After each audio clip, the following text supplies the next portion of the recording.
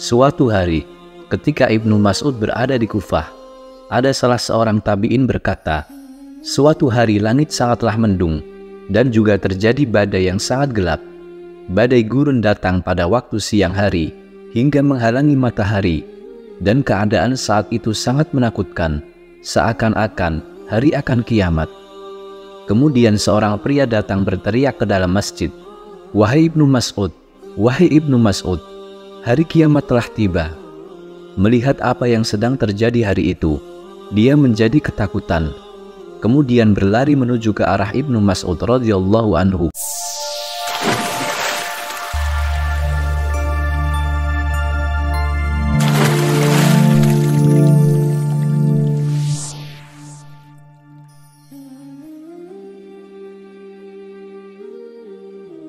Assalamualaikum warahmatullahi wabarakatuh.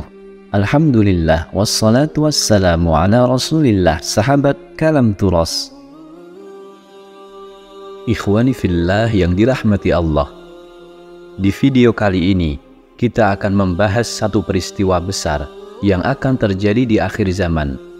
Cepat atau lambat ini akan terjadi, bukan untuk menakuti, tapi agar kita mendengar berita ini, kita faham bahwa umur dunia ini tidak akan lama lagi. Maka tidak boleh kita terus-terusan lalai dengan kehidupan dunia, karena dunia ini hanyalah kesenangan yang menipu. Teman-teman yang dirahmati Allah, salah satu hadis menyebutkan tentang salah seorang tabi'in yang berada di Kufah, dan Kufah sebelumnya adalah tanahnya Ibnu Mas'ud radhiyallahu anhu. Ibnu Mas'ud telah mendirikan madrasah beliau di Kufah. Sahabat terhebat dari Kufah adalah Ibnu Mas'ud, dan beliau juga meninggal di Kufah. Suatu hari, ketika Ibnu Mas'ud berada di Kufah, ada salah seorang tabi'in berkata, suatu hari langit sangatlah mendung, dan juga terjadi badai yang sangat gelap. Badai gurun datang pada waktu siang hari, hingga menghalangi matahari, dan keadaan saat itu sangat menakutkan, seakan-akan hari akan kiamat. Kemudian seorang pria datang berteriak ke dalam masjid, "Wahai Ibnu Mas'ud, wahai Ibnu Mas'ud, hari kiamat telah tiba." Melihat apa yang sedang terjadi hari itu, dia menjadi ketakutan. Kemudian berlari menuju ke arah Ibnu Mas'ud radhiyallahu anhu. Kemudian dia berkata, "Lihatlah, kiamat telah datang. Lihat badai dan langit yang gelap itu." Semua orang kaget.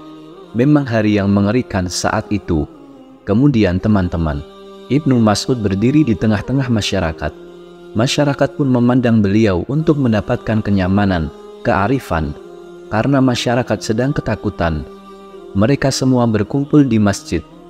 Ibnu Mas'ud berdiri, dan beliau pun berkata, hari kiamat tidak akan datang sampai, dan kemudian beliau memberikan rangkaian prediksi. Teman-teman yang dirahmati Allah, hadis ini terdapat dalam Sahih Muslim, dan ini sebuah hadis yang panjang. Ibnu Mas'ud radhiyallahu anhu berkata, kiamat tidak akan datang hingga kalian melihat tanda demi tanda ini, dan semua pertanda ini jika belum muncul, maka kiamat tidak akan terjadi. Ingat hadis ini. Pertama, Ibnu Mas'ud radhiyallahu anhu beliau berkata, manusia tidak mengetahui bagaimana cara membagi warisan. Ini berarti pembantaian dan kematian akan menjadi begitu dalam, hingga seseorang tidak mempunyai satupun anggota keluarga yang tersisa, dan manusia tidak akan bahagia terhadap pembagian ghanimah atau harta rampasan perang.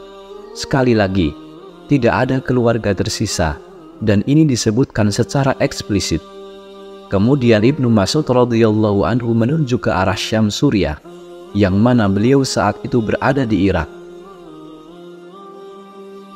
Ketika itu, beliau menunjuk ke arah yang dikenal sebagai negeri Syam. Kemudian Ibnu Mas'ud radhiyallahu anhu berkata lagi, sebuah musuh akan mengumpulkan pasukan melawan kaum muslimin, dan kaum muslimin juga mengumpulkan pasukan melawan mereka. Seorang pria di kerumunan bertanya kepada Ibnu Mas'ud, wahai Ibnu Mas'ud, apakah maksudmu adalah Rum atau Romawi? Beliau menjawab, benar. Kemudian teman-teman yang dirahmati Allah, kalau kita lihat sekarang, Romawi menunjuk kepada peradaban Eropa, kerajaan-kerajaan Kristiani, dan bukan sebuah masalah menembak kemungkinan konsep dari Romawi ke negara-negara modern yang menjadi ciri kerajaan tersebut. Jika bukan biologis mereka, maka ciri teologi atau nenek moyang secara intelektual mereka. Kita faham, kita sudah melalui ini semua, maka istilah Rum atau Romawi dapat diaplikasikan secara de facto kepada mayoritas peradaban dari superpower pada masa kita.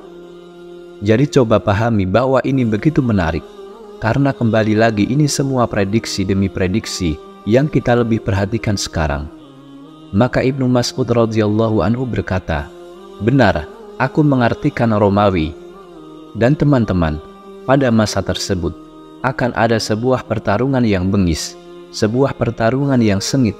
Kaum muslimin akan mengirimkan sebuah batalion yang bertarung hingga mati, dan mereka tidak akan kembali. Mereka akan berguguran, mereka akan berperang hingga malam. Tidak ada satu sisi manapun yang akan menjadi pemenang atas yang lainnya.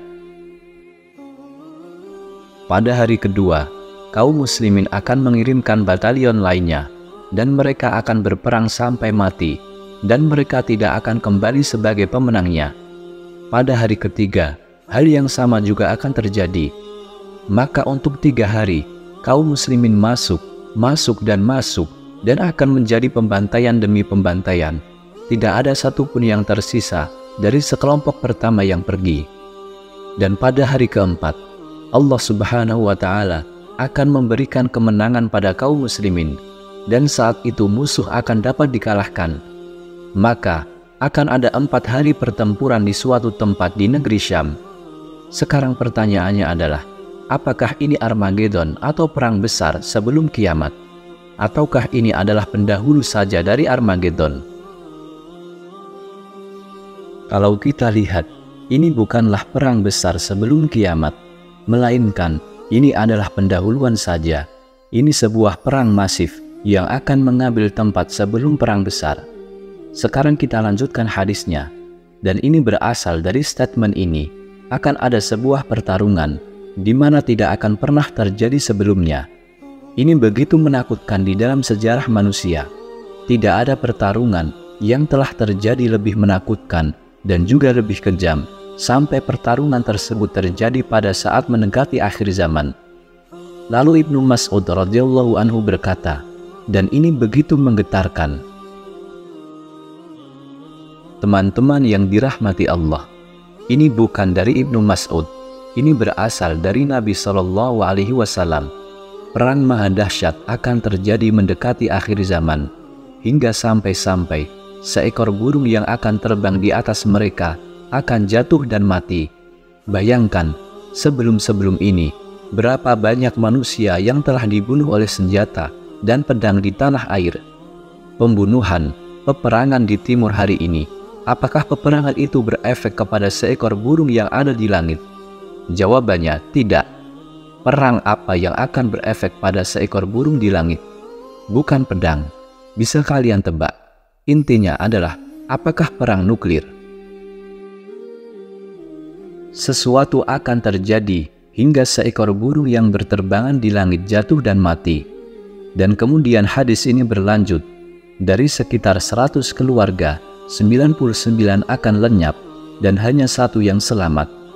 Rating dari pengurangan yang terjadi di peperangan ini 99%. Teman-teman yang dirahmati Allah, perang apa yang terjadi di sejarah manusia hingga 99% kematian? Perang apa 99% kematian dan 1% saja kemenangan?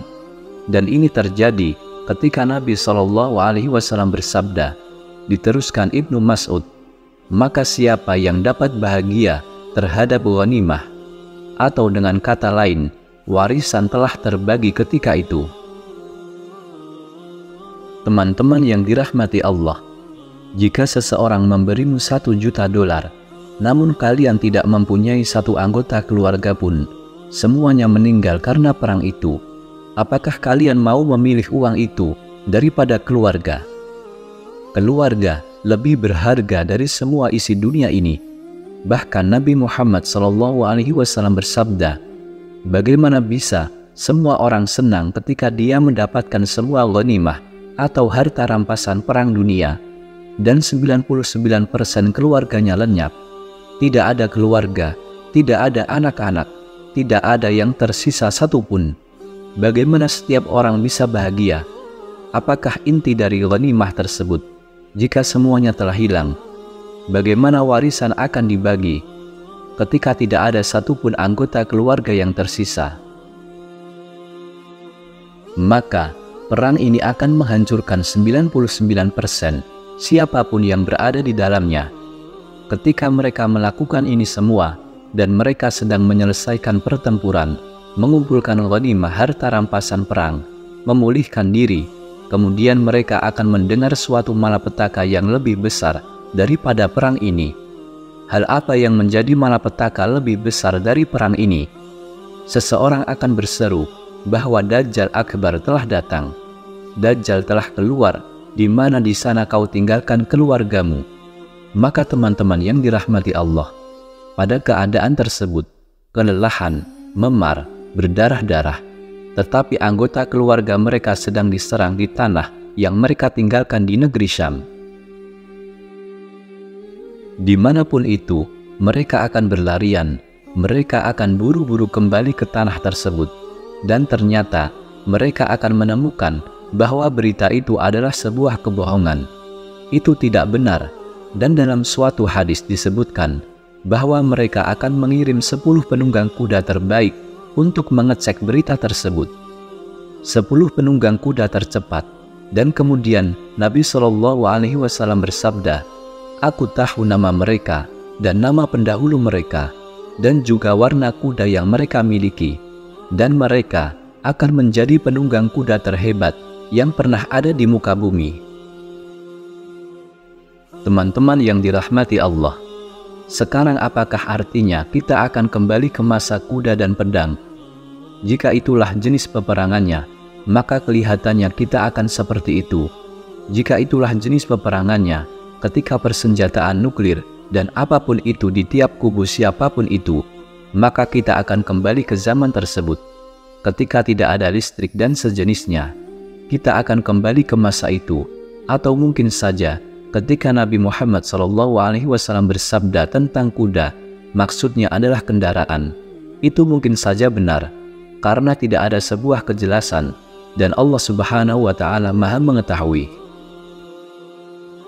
Sekarang, apakah hadis ini ada menyebutkan tentang Al-Mahdi? Hadis ini tidak menyebutkan tentang Al-Mahdi, tetapi sebuah hadis lain yang menyebutkan bahwa Al-Mahdi akan menjadi seseorang yang berada di sana ketika Dajjal mulai berkeliaran. Maka kelihatannya perang besar ini menjadi telah terhubung dengan sebuah perang di mana Al-Mahdi akan berpartisipasi di dalamnya. Walaupun Al-Mahdi tidak disebutkan di hadis yang satu ini, maka ini sebuah perang antara Rum dan kaum muslimin. Ini adalah perang yang masif. Sekarang telah banyak dikatakan bahwa hadis ini maksudnya adalah Armageddon atau perang besar sebelum hari kiamat. Dan mungkin saja karena inilah poinnya, apakah perang besar sebelum hari kiamat hanyalah satu pertempuran atau rangkaian pertempuran? Itu kembali lagi, jika itu hanyalah satu pertempuran, bahkan dengan segala kemungkinan akan ada Dajjal dan Nabi Isa bin Maryam alaihissalam. Tetapi jika ini sebuah rangkaian pertempuran besar, ini masuk akal bahwa hadis ini faktanya adalah salah satu dari semua pertempuran besar yang ada ini. Teman-teman yang dirahmati Allah, tentunya apa yang disampaikan semua ini kita ambil pelajaran bahwa kita harus mulai meninggalkan dari hal-hal yang sia-sia yang kita perbuat di dunia ini. Wallahu a'lam. Semoga ini bisa bermanfaat. Wassalamualaikum warahmatullahi wabarakatuh.